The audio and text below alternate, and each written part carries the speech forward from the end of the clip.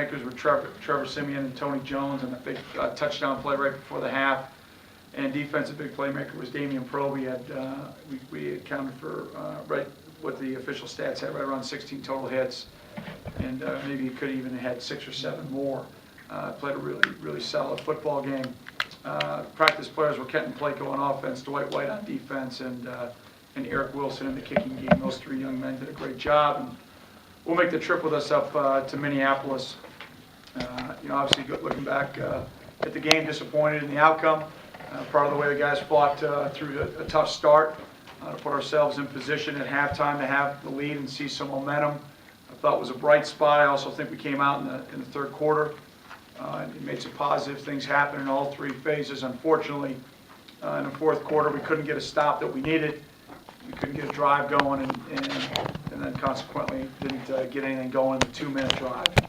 The late touchdown is what it is. We didn't tackle, and so be it. But that was inconsequential compared to what we had prior to that. So disappointing in the outcome. I think as the guys looked at the tape, they saw the little things that we can do better and the little things we can do as coaches better to help them be prepared. That'll be our task at hand as we move forward. So another stiff challenge and test against Minnesota. Jerry Kill and I are great friends. I have the utmost respect for Coach Kill. Did a terrific job here at Northern, as I alluded to a year ago, but more impressively what he's done up in Minneapolis with the Gophers. Defensively, an outfit that is playing incredibly hard up front. Will Height and Hegeman are 2 very active young men. They're rolling 8 guys through, playing well. The linebacking core is very active. They go to a nickel package. Troy Stoudemire's been there, I think, for about 12 years, 13 years. He's done it. He seems like, I can't believe he hasn't graduated yet. But multi-year starters across the board. Wells is very active. Thompson's a great hitter and been impressed by Carter. They play guys, and then they play their nickel package. On offense, Gray went out a few weeks ago, and Shortell has now stepped up, big guy with a big-time arm. He's distributed to a bunch of different guys. Kirkwood's their leading rusher. He's done a great job, very physical back, very similar to what we saw a week ago. They're also getting 21 involved, and then they've gotten 4 involved. The young guy, the freshman, is an athlete. They've done a bunch of stuff with him and been very impressive to watch. Up front, the physical kicking. Jerry's always done a terrific job in the kicking game. It'll be our stiffest test of the year. They do a great job in that phase, in the 3rd phase. I think they've got like 5 guys wearing jersey number 38. So we'll have to figure out if it's a right-footed punter or the left-footed punter. I think they put every specialist in number 38. So we're trying to get our extra zoom of our video in to figure out who that guy is. But hopefully we'll figure it out in the game. So it's going to be a tough road test again. Again, invited for homecoming. So hopefully we'll find a way to coach you guys better and play better this week. So with that, how about some questions?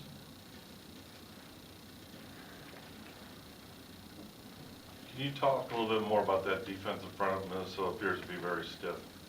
Yeah, they're really active. They do a nice job. Schematically, Coach Clay does a terrific job. They've got a great package, not only with their base 4 down, but then when they get in their nickel package, they stay 4 down, or they'll get into a 3 down look. They'll stack a D lineman behind the nose and do some different things that cause you a lot of schematic problems from what they do. And they've got 2 weeks to prepare for us, so we're going to have to expect the unexpected in all 3 phases and be prepared to adjust on game day. You mentioned after the game, you said, look, this one's on us, me and the coaching staff. Yep. I'm just wondering, you looked at the film, and what kind of went wrong that way? Were there some strategic things they did defensively that maybe you weren't prepared for? Or I guess, what did you kind of mean specifically? Yeah, no, I just thought we just couldn't help our guys get started, and so as I look back at the tape, we didn't really get into rhythm. I think the start of the game, being backed up at the 1, and then we come out, but then we go 3 straight drives of going 3 and out. That's not our blueprint for success. Number 2, our blueprint for success on defense is getting off the field on 3rd down. We're 9 out of 10 in the first half. Our defense gave us a chance to win the game. We just were on the field way too long. We can't be on the field that long. And so we've just got to do a better job offensively, taking what the defense gives us. We've got to be able to run the ball more efficiently. And then, I think if we execute a little bit better, we'll be all right. Keene was such an obvious focal point against Indiana, and obviously opportunities were less against Penn State. Did they do a great job of taking him away? Was it a situation where you guys felt like they were going to be keying on him, you'd go to some other playmakers, or what was kind of the... Yeah, there were some things that were there that we didn't hit. There were some things there that when we were going to go to them, they had good coverage on them. You know, and then when we ran kind of our base stuff that we typically run with them, we had some success. So we've got to continue to have some balance there, spread the ball out to all of our playmakers. You know, and if we do that, I think we'll continue to have success. You know, I thought we rallied back, and I thought we settled down, and we moved the ball pretty well. We just needed a drive there in the fourth quarter, and we didn't put one together. And then our offense didn't get back on the field again until 2 minutes. So you look at why did our defense have the day they did? We were on the field too long, number one, and we didn't get off the field in the fourth quarter. So we got to play better as a team. Coach, how do you feel as though the players responded today when they came back in and you started your preparation for Minnesota? Yeah, I thought everybody, again, I think collectively the feeling was the same way in the locker room on Saturday. We're disappointed we let one get away, but you got to give credit to Penn State. Thought they played well. You know, and there was a momentum swing, no question, when our offense went back out on the field when we were up by 3. And we got to answer the bell there. You know, everything else that happened in the game is what it is. Our offense has got to go out there and answer the bell better, and that's the one thing that we talked a lot about. We had to go out and seize momentum. We didn't do it, and then we put our defense back in a tough situation. Again, we had multiple third downs in both those drives and fourth downs to get off the field. We didn't do it. So collectively as a team and as a staff, we take full responsibility. But guys are hungry to get back to work. You know, I thought Quentin Williams said it best. I think everybody, or maybe Probes said that the guys are hungry to be that guy to make the play to win. You know, that's kind of our attitude right now. We knew we were kind of one play away to win that football game in a hostile environment on the road. It's a very hot football team, and guys are hungry to be that guy to make the play. And we just got to give them the weapons to be able to do that. Yeah, against Indiana, when you got into the rest of the second half, you went to Kane as the quarterback, second lead, and to get a long drive going. Any second guessing as to what you're doing there in the fourth quarter? I'll second guess the entire game because we lost. So I'll leave it as simple as that. I mean, there's a lot of things we could have done differently to win the football game. On us as coaches, on guys and individual plays. But if I were to tell you, hey, in August, we're going to be in control of our destiny to win the Big Ten championship, would you be happy? That's what I said to the team. So that's where we sit right now. Fortunately, we let one get away, but if we were to sit here in August and say we're in control of everything in front of us, all of our goals are in front of us here, going into week 7 of the season, what are we going to do about it now? So that's our focus. I can nitpick everything. I can nitpick the way our shoelaces looked and all that kind of stuff. That's not my job. My job is to make sure we're doing the right things. There's some things we definitely would do differently, and we'll do differently when we move forward. But we got to find ways to win, and that's our challenge as coaches, to give our guys the best weapons to win, and we didn't do that Saturday. Fits along those lines, is there a benefit to still using Kane as a passer in some circumstances? Does it become too obvious to the defense if he's just running read option all the time? Or Yeah, yeah, absolutely. So that's something you guys are always kind of thinking about? Absolutely. One other little question. Early in the fourth, Trumpy got a couple carries. Was Venner just getting a blower? What was going on there? Yeah, and I get a little dinged up on the kickoff return. But he's fine. You know, you said after the game that you can't really throw for 135 yards and expect to win, but you look at some of those first 4 weeks, you were running the ball very effectively, not throwing the ball very effectively. So what's the key to kind of getting that passing game going like what you guys had against Indiana? Well, we had more drops than we had in previous weeks. When we had some guys open, we missed them. And then we had some protection issues. And then there were some calls that we'd like to have back. So I think it's a collection of things that we can do better. You know, to say it's on Trevor, or it's on Kane, or it's on the receivers, or it's on the line, or it's on the superbacks, or it's on our offensive staff. I think it's more of a collection of things that we can fix. So, you know, that's what we're working on right now. You know, and Minnesota gives us a lot of challenges. So we're gonna have to come up with a great plan.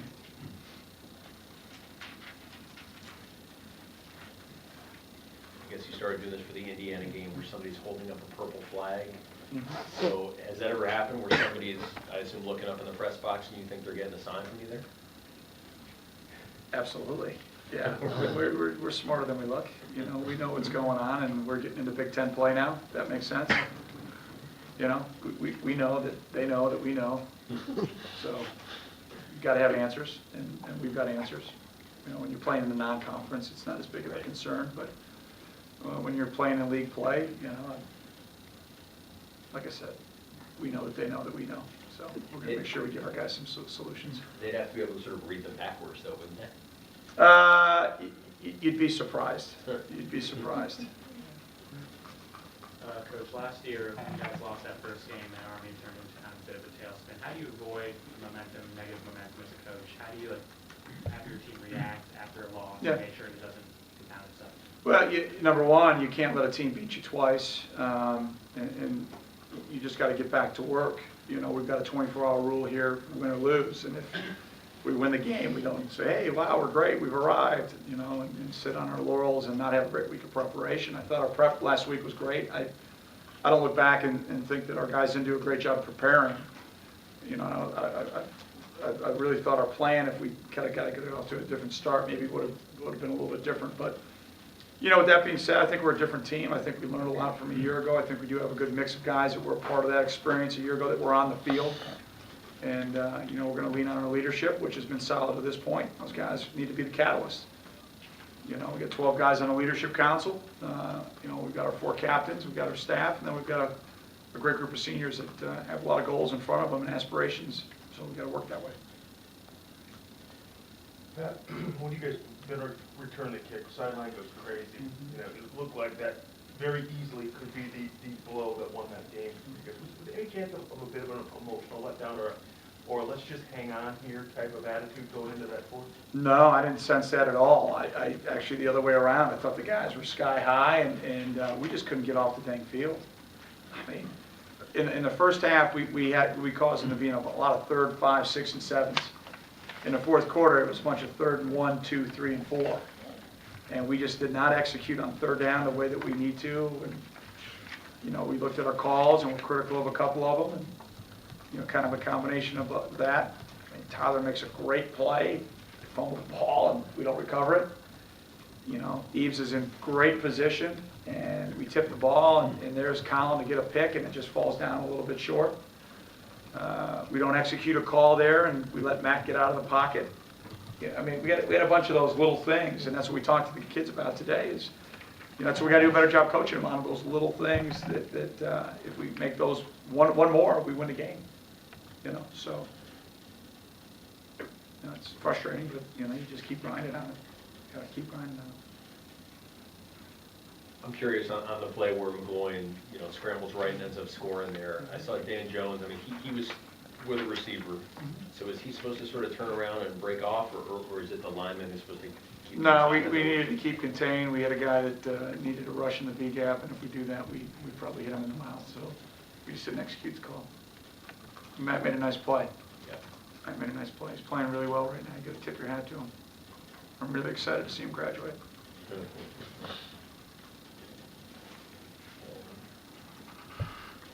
Are you allowed to challenge spots, like on the one where the ref got injured? Yeah, I did. And I didn't challenge it because the officials had 3.5 minutes to watch it. Yeah. If it was going to be flipped, and the Big Ten is going to look at every play that comes through with down and distance. And so, I was talking to the officials on the boundary, and I said, obviously the guy's got a lot of time to look at this. I'm thinking about challenging it, but if it's going to be reversible, that you would, if they had a good look at it, Yeah. and they had any question, they would have buzzed it down. So that's what I've seen in this league. I've been a part of this now for 6+ years, and when they've got that amount of time, they typically get it right. So I got to trust in the replay officials that they. So in my mind, then I think to myself, they didn't get a clean look, and there's not indisputable video evidence to overturn it. Yeah. I can look at the coach's copy and have my own opinion. But if it doesn't show up on the TV copy for the officials to see, you can't question that. So I haven't watched a TV copy, but on our coach's copy, I thought that it's a little closer than it was. But the next play, we got to execute. We got to put a guy in motion and block the edge. We block the edge, so we don't execute on the next play. So that's on us. Not on the officials.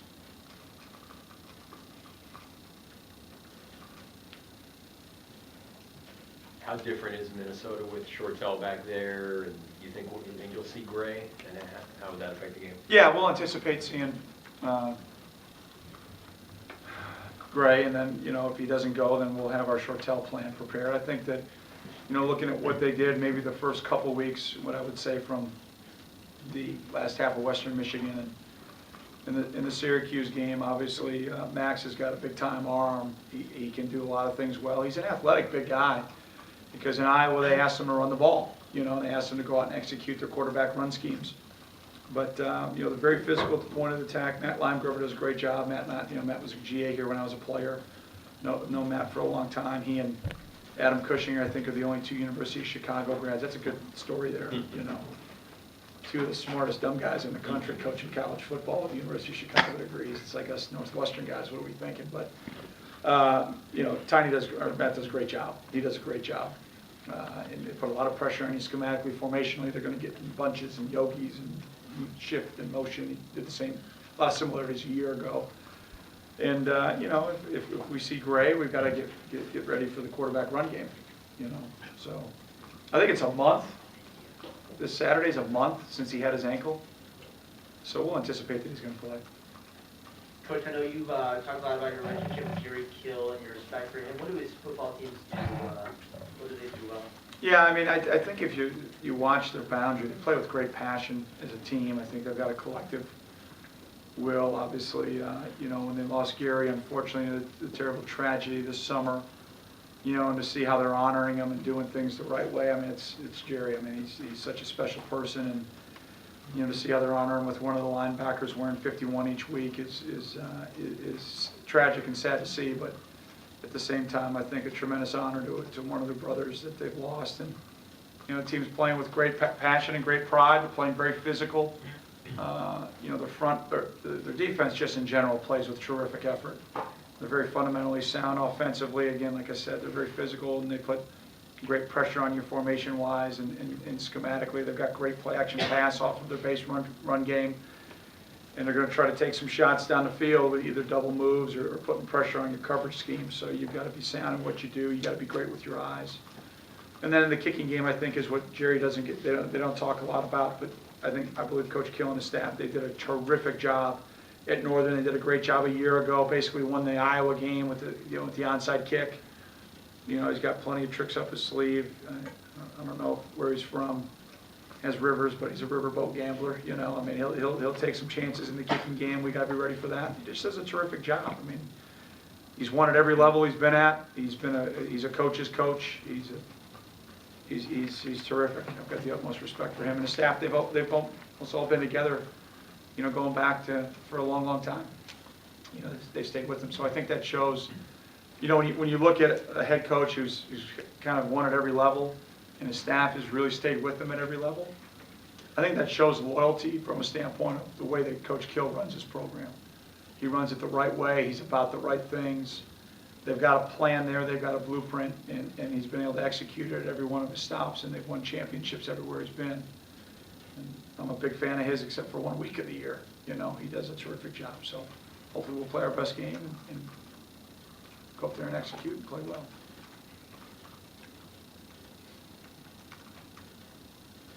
Anyone else? Thanks, Coach.